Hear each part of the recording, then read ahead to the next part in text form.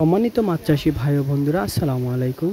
দেশ এবং প্রবাস থেকে যেখান থেকে আজকের এই ভিডিওটি দেখছেন সবাইকে জানাচ্ছি আন্তরিক শুভেচ্ছা ও অভিনন্দন।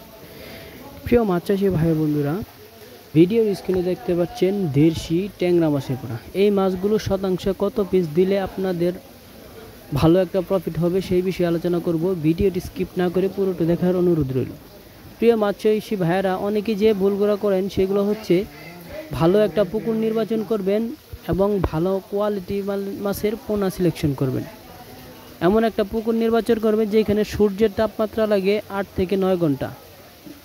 তারপরে ভালোভাবে চুন সার প্রয়োগ করে এগুলা প্রয়োগ করার পর 3 থেকে 4 দিন পরে আপনার বিশ্বস্ত হ্যাচারি থেকে মাছের পোনা ক্রয় করে আপনারা পোনা নার্সিং করবেন।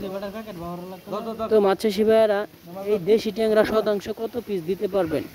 অনেক ভাইয়েরা যে ভুলগুলো করে সেগুলো হচ্ছে শতাংশ হারে আপনার 2000-1500 করে মাছ দেয়। সেই ক্ষেত্রে অনেক ভাইদের মাছ হয় না এবং মাছ চাষ করে অনেক লস হয়।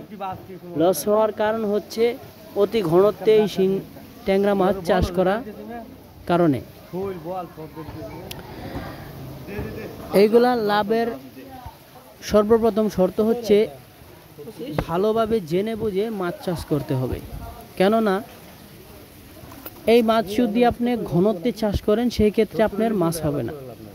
এগুলা প্রতি শতাংশ মাছ ছাড়তে হবে আপনার 700 থেকে